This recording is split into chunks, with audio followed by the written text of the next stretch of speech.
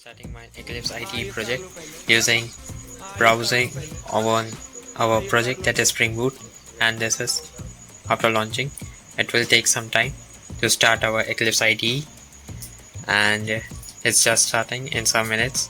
It started, and here you will see student entity class that I have created in under example.springboot.entity package, and I will also open our MySQL Workbench. This is our workbench, and on clicking on root, it will start my other SQL files as my password is being saved, that's why. And here Spring Pro is our database which we will be using, as I have used it in our application.properties file, and these are our different database properties like root, username, 12345 password, and this is our driver name com.mysql.cjj.jdbc.driver, and our Spring Pro is our database name. These are our Hibernate properties, and this is our direct name, that is MySQL 8 direct, and its URL.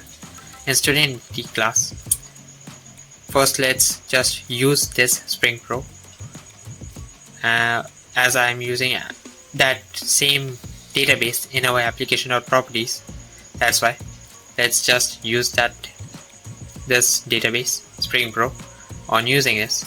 I will go to our Java class student entity, and in this class I will first create @entity annotation. Now entity annotation. This is our Java x.persistence package class. Okay, it will create us different entities, and it is an interface. You can read it from here. And after this entity, I will create another annotation, that is @table, with a parameter named students.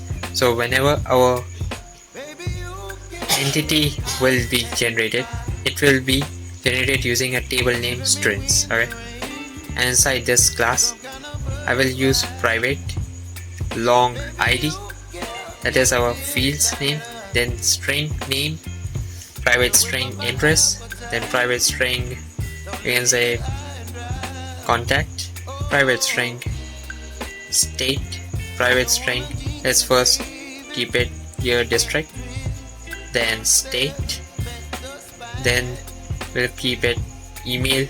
Okay, email id, and after these our private variables, I will create our constructors using fields, generate all select, and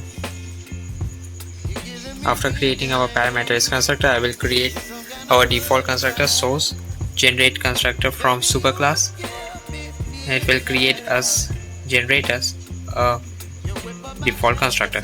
After default constructor, I will create our getters and setters using same process, source, then generate getters and setters, select all, then generate. This will take some time, just wait and watch. And after that, we don't need to string.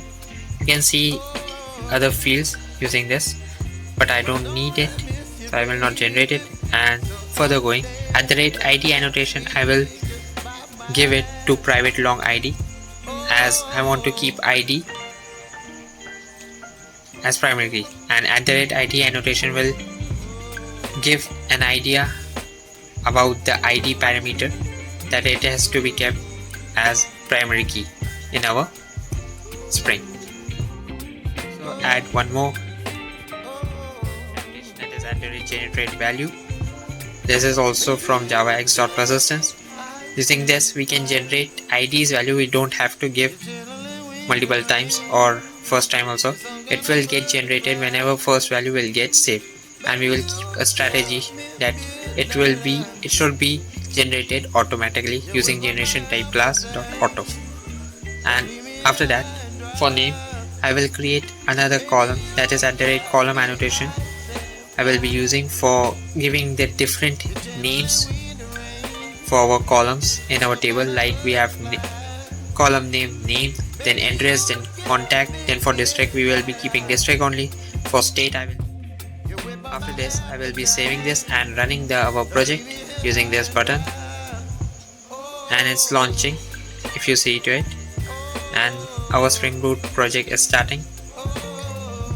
On starting this, first it will load other files and hibernate and other things, and soon our hibernate will also create a table inside our database. You will see this query in the console only, right? Create table students, then we have other fields that we use in our entity class. Primary key has id, and it is using engine InnoDB, that is